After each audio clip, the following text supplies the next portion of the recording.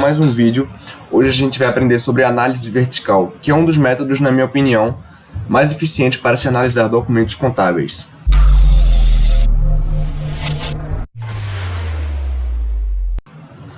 Bom, se você está assistindo esse vídeo, eu acredito, que você já saiba que isso aqui é um balanço patrimonial, porque a gente já falou sobre isso nas aulas anteriores, e que isso aqui embaixo é uma DRE, um demonstrativo de resultado.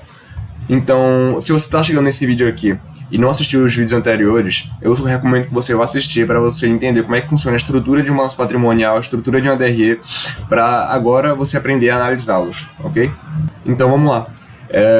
Eu estou aqui com um balanço e com o DRE da Itaúsa. A gente pode ver que tem dado aqui desde 1986. O que eu costumo fazer?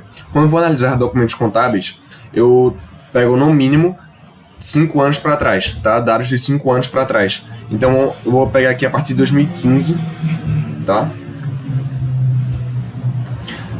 Então tudo isso aqui eu vou excluir. E aqui.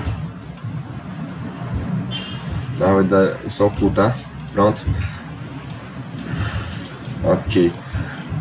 Tá, o que é que a gente vai fazer aqui? O trimestre de 2019, pronto. Aqui a gente tem até o terceiro trimestre de 2019.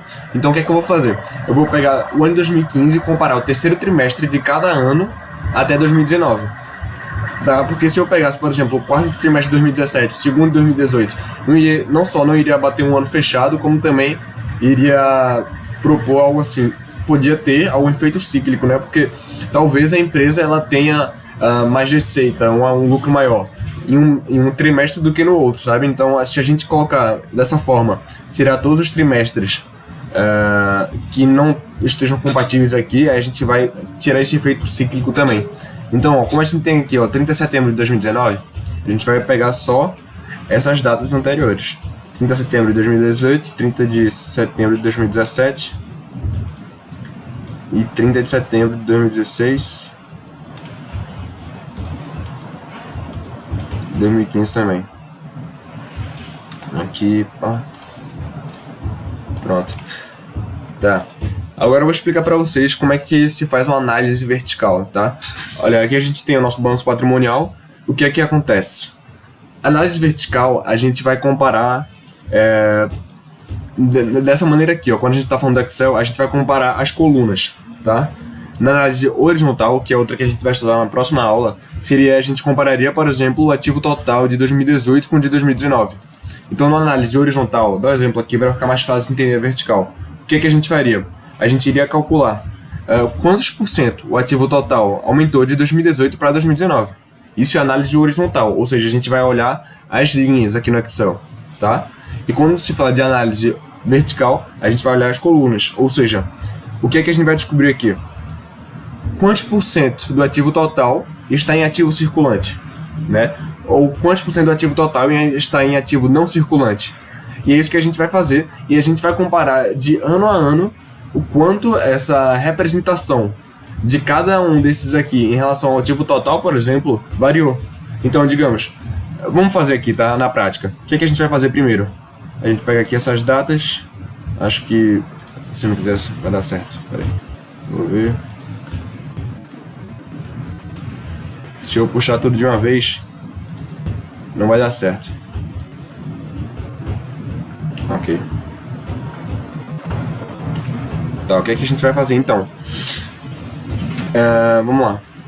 Como é que a gente faz a análise vertical? A gente vai dividir o ativo circulante. Na verdade, primeiro a gente tem que definir qual que vai ser a nossa referência. No caso, o que eu vou fazer aqui? Para o ativo do balanço patrimonial, eu vou definir como referência o ativo total e no passivo e patrimônio líquido, eu vou definir essa referência aqui, o passivo e patrimônio líquido. É muito melhor usar análise horizontal na DRE, e vocês vão entender o porquê, e a gente vai ver isso ainda nessa aula também, já. É muito bom, é um dos métodos mais eficientes que tem, usar a análise vertical na DRE. Então, já que a gente já estabeleceu aqui qual que vai ser a nossa referência, então qual é que vai ser a conta? A gente vai dividir o que a gente quer pela referência. Então, e vai colocar em porcentagem. Percentual. Pronto. Aí, se a gente puxar aqui para baixo, o que a gente tem que fazer aqui também? A gente tem que travar essa célula, porque se a gente puxar para baixo, ela não vai sair. Vai ser DM7, ok? Pronto. Aí, ó, se a gente puxar aqui para baixo, a gente vê o quê? Que no ano de 2015, no terceiro trimestre do ano de 2015, o ativo circulante representava 11% do ativo total, ok? E a gente vai fazer isso aqui para todos os anos e para tudo que tiver aqui no ativo. Ou seja, a gente vai vir até aqui, ó, até os intangíveis líquidos. Pronto. E o que tiver zero aqui é porque ou não tem informação, que é no caso dessa daqui, que eu inclusive mover essas colunas. Excluir mesmo. Aqui teve. Porque quanto mais coisa eu tirar, mais vai ficar fácil para vocês enxergarem isso aqui. E esses que tiverem zero, mas tem informação, é porque na verdade esse número aqui está quebrado, tá? Porque tem uma representação tão pequena que é menos de 1. Aí aqui também essa coluna não tem nada. Aqui também ativos biológicos. Ok. Pronto. Já tirei tudo aqui, eu acho. Vou deixar isso aqui. Tá. Então, agora que a gente fez pro ano de 2015, a gente vai fazer a mesma coisa até o ano de 2019. Pronto, tá tudo feito. Eita, na verdade fiz errado. Por mais que a análise vertical seja útil para ver alguns fatores aqui do balanço patrimonial, vocês vão ver que ela tem uma maior efetividade aqui no demonstrativo de resultado, tá? Então, a gente, só para explicar realmente como é que vai ser a análise vertical, a gente vai ver a representação de cada um desses daqui em relação à nossa referência, que no caso aqui é o ativo total, e ver como se comportou ao longo dos anos. Ou seja, o que a gente vê que aconteceu? O caixa ele ficou bem estável, diminuiu um pouco em 2017 e, enfim, não variou tanto assim, tá? Foi de 4%, então a empresa historicamente tem esse caixa abaixo. As aplicações financeiras, tal, estoques. A empresa tem aqui uma relevância de estoque bem baixa também. Isso é bom, mas na verdade o modelo de negócio dela, né, é um modelo que praticamente opera sem estoque. Afinal, ela é uma holding, né, a Itaúsa. Ela não é uma empresa que presta algum serviço ou fornece algum produto. Ela apenas é uma empresa que detém ações de outras empresas, né? Então, enfim, estoque não é normal a gente ver esse estoque aqui. Então, isso aqui não importa tanto, e o ativo é um circulante. E a gente vê que o ativo de longo prazo dela é muito relevante, sempre foi, né? E grande parte disso está concentrado aqui, ó, justamente na operação da empresa, que é investimentos, né? Porque a Itaúsa ela é uma holding. O que é que ela faz? A empresa basicamente opera comprando ações de outras empresas. Então, esse nome Itaúsa é porque a maior participação da Itaúsa é no Banco Itaú. Logo, o que é que a gente vai ver aqui no balanço patrimonial? O ativo vai estar completamente concentrado nos investimentos que a empresa faz. Tá aqui, ó, investimentos. E é a maior relevância de todo o balanço patrimonial. E por isso que a empresa tem tanto pouco caixa, porque o dinheiro dela, ela aplica em investimentos de longo prazo, que no caso são ações, né? E, enfim, é assim que a empresa opera, e a gente consegue ver isso muito claro quando a gente faz uma análise vertical, tá? Tem um pouco de imobilizado aqui, não tanto relevante, e enfim. Aí a gente pode fazer a mesma coisa para o passivo líquido, tá? Então, como é que faz? Da mesma forma, divide esse por esse, aí a gente trava a célula aqui para não dar problema. Pronto, aí joga para baixo até aqui. Ops. Aqui a gente pode excluir. Mais alguma coisa? Não. Tá. Então, só pra gente dar uma olhada no passivo, pra gente entender aqui essa empresa também. Como é que tá o endividamento dela, como é que ela tá com os fornecedores e como é que se comportou ao longo do tempo. A mesma coisa aqui. Vou cortar o vídeo para ficar um pouco mais rápido, um pouco mais dinâmico, vocês não terem que ver essa mão de obra toda. Vou tirar aqui obrigações sociais e obrigações trabalhistas, que a empresa nunca teve problema com isso. Ok. Tá. Então vamos lá. de 100% do passivo dela, a gente vê que o passivo circulante, ele é bem baixo, tá? Sempre foi muito baixo. Isso é algo bem bom, porque quanto quanto maior for o prazo que a empresa tem para pagar suas dívidas, para pagar suas obrigações, melhor, tá? Quanto mais a empresa consegue pegar suas dívidas e jogar ela por um prazo mais alto, que isso se chama rolagem de dívidas, mais eficiente a empresa consegue operar, ela consegue operar com muito mais folga, né? Então a gente vê aqui que ela tem um passivo circulante bem baixo, um passivo não circulante bem baixo também. Isso, a empresa é bem pouco endividada.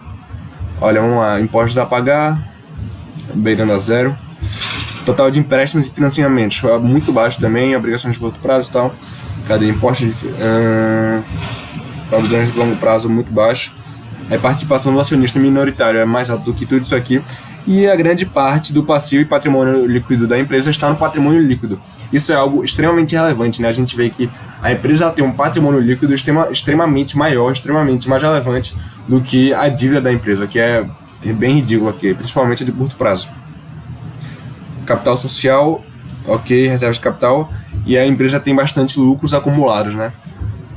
Certo. Então, quando a gente faz análise vertical no balanço patrimonial, a gente consegue achar esse tipo de informação, né? Qual a porcentagem da empresa está nas dívidas de curto prazo, qual a porcentagem do passivo da empresa está em dívidas de longo prazo, né? Isso é bem interessante mesmo quando a gente vai analisar alguma empresa. E agora a gente vai fazer a mesma coisa aqui para o demonstrativo de resultado de exercício. Eu vou só fazer o primeiro aqui com vocês, depois eu corto o vídeo. E então, o que é que a gente vai fazer aqui? A gente vai comparar tudo com a receita líquida, né? Deixa eu só, primeiro, antes, tirar isso aqui, para facilitar. Excluir. Isso aqui também. Ok. Então, olha, eu vou fazer aqui com vocês. Acho que eu posso tirar isso também. Excluir. Ok. Então, como é que a gente faz? Vai dividir a receita líquida sobre a receita líquida. Vai travar a célula da mesma forma, tá? Sendo que o resultado vai ser diferente. A gente puxa aqui para baixo. Opa. Foi. Vamos entender então. A gente tem aqui uma receita líquida de 100%, né? Obviamente. Aí o custo dos produtos vendidos. A gente vê que ela tem um custo muito alto pelo produto, entre aspas, que ela vende. 76% da receita já vai nisso aqui, é bastante coisa. Então ela tem um lucro bruto de 24%. O que é que a gente acha aqui, ó? Olha, a empresa teve uma receita de X e o lucro bruto da empresa foi 24% de X, né? Então o que é que a gente cobre aqui? Que 24% é a margem bruta da empresa. Ou seja, a quantidade aí, né, que sobrou de lucro bruto após tirar os custos, né? Aí depois a gente tem as despesas operacionais. No caso, realmente é despesa operacional. Enfim, isso aqui não dá pra gente comparar com a receita líquida, tá? Não era pra eu ter colocado dessa forma aqui. Mas, enfim, isso aqui a gente vai desconsiderar. Então, despesas comuns, tal, isso aqui não dá pra fazer assim também. Na real, é porque eu tenho que tirar isso aqui, ó. Porque senão não vai dar certo. Vou tirar isso. Isso aqui também.